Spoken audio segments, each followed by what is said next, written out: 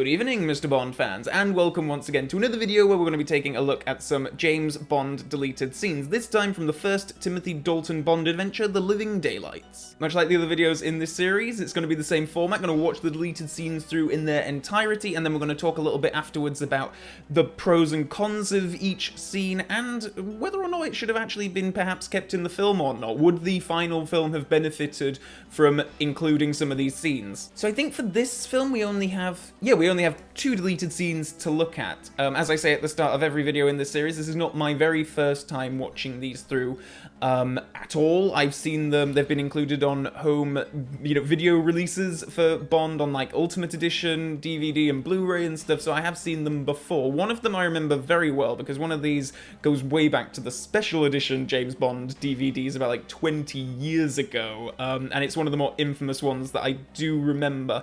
The other one, I'm not sure if I remember exactly what it even is, but regardless of that, I'm going to watch it through and you're going to see my reaction as we go through them. So, with all that being said, let's dive right in.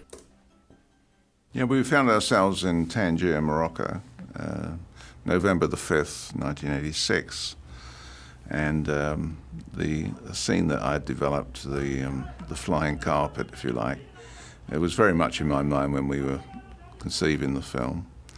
And but when I actually got to shoot the film, the first thing that I didn't like was the shape of the carpet. It was a bit on the stiff side. Simon Crane, our stuntman on this particular scene, did a fabulous job of performing the stunt. But it all went too slowly, and it was a little bit, wasn't quite up to scratch, I didn't think. So that was a scene that I reluctantly had to drop.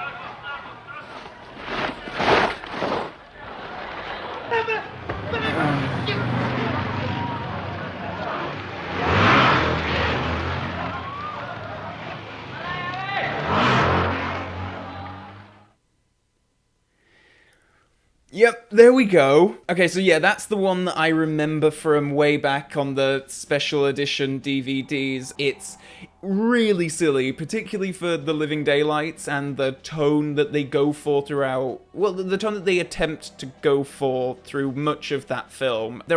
It's not quite Licensed to Kill, there are still some very silly moments. And I think, I think moments where Timothy Dalton's performance as Bond suffers in that film in particular is when they ask him to do the kind of more broad comedy stuff. So, like, there is that moment where he sees the banner, and he does just like, whoa, and it's like, oh, you really can't do that convincingly. I think someone like Roger Moore might have been able to do this and have it be amusing. I mean, it is just kind of a bit crap, and then the really obvious sort of pickups from, I guess, in a studio, and the slow swinging in that Timothy Dalton is doing.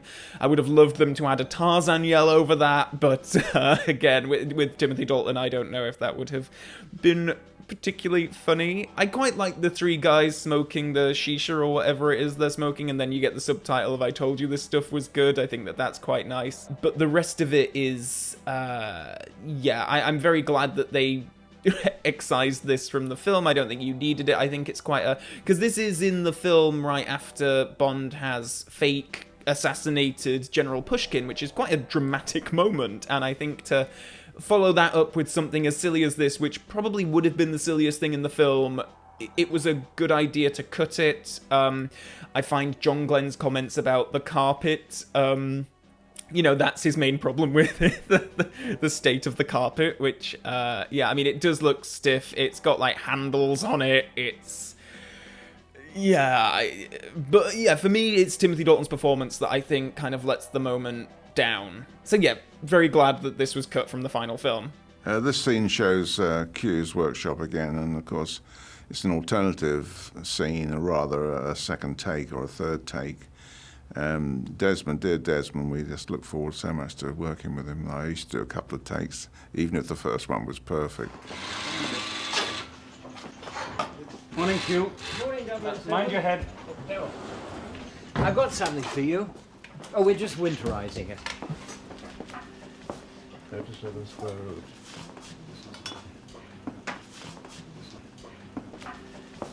I want you to get that over to 10 Downing Street this afternoon. The PM wants to give this to the Russian ambassador for his birthday. Oh, the antenna's in the quill. Okay, very short one there. I kind of like this. Or, you know, I'm a big fan of, like, particularly the Q scenes of, like, the late 70s going into the 80s. They always had so much fun with all of the various different gadgets. I think that this one, the antenna quill, would have been perhaps one too many, particularly in this film, because we already have the ghetto blaster moment. Then there's the couch that swallows the other technician, which is really nice. This probably would have been, and it's also quite, like, I mean, who the hell would write with a quill? It's in 1980, what, 1987, were quills all the rage then. It's a nice moment. I think you're kind of missing something from Bond, and again, I know that this is an issue with some of Timothy Dalton's performance in The Living Daylights, is that they try to sort of, they're transitioning from that Roger Moore kind of tone into something else, something that they hadn't done in a couple of decades, into something a bit more serious. But I think you are kind of missing some kind of quip from Bond at the end, because it's just kind of like it's a cute moment, a little bit flat, not terribly funny. I found it interesting what John Glenn said about it being an alternate take. I do quite like the idea that they just filmed multiple Q scene gags, and at the end of the day, they just kind of picked the ones that they felt worked the best. And maybe this was just one that, you know, they got to the editing and were like, actually, we don't need that moment. It's not that impressive. The ghetto blaster is much funnier, as is the couch eating the technician. So,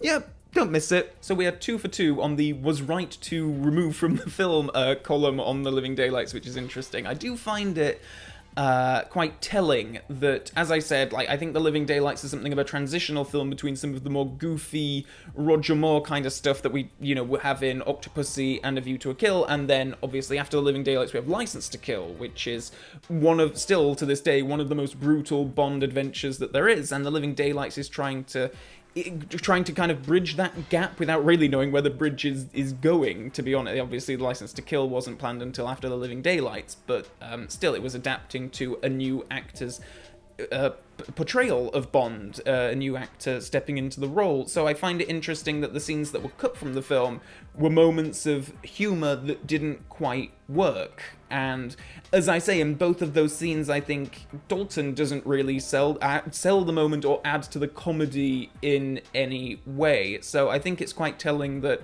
the deleted material that we have available from that film is to do with comedy. So that's quite a quick one, but yeah, we do still have a couple more films left to go in this series, Diamonds Are Forever and For Your Eyes Only, so please do go below and hit the subscribe button if you would like to stay up to date on future video uploads on this channel for this series, or for like my other various series, big in-depth reviews of the Bond films, Bond games, as well as the occasional video, essay, ranking video, and the like, so please do hit the subscribe button if that's up your alley. Also, please do let me know in the comment section below what your thoughts are on these deleted scenes. I really enjoy reading the comments for this series in particular, hearing what other people think about these deleted scenes, because it's the kind of conversation that you can only have with like Bond geeks and Bond aficionados and you know, general Bond community stuff, so that's quite nice. Also below you can find links to my various social media pages, my Patreon page, Facebook page, Twitter page, so please do click those links if you're interested. And with all that being said, until next time, Bond fans, so long for now.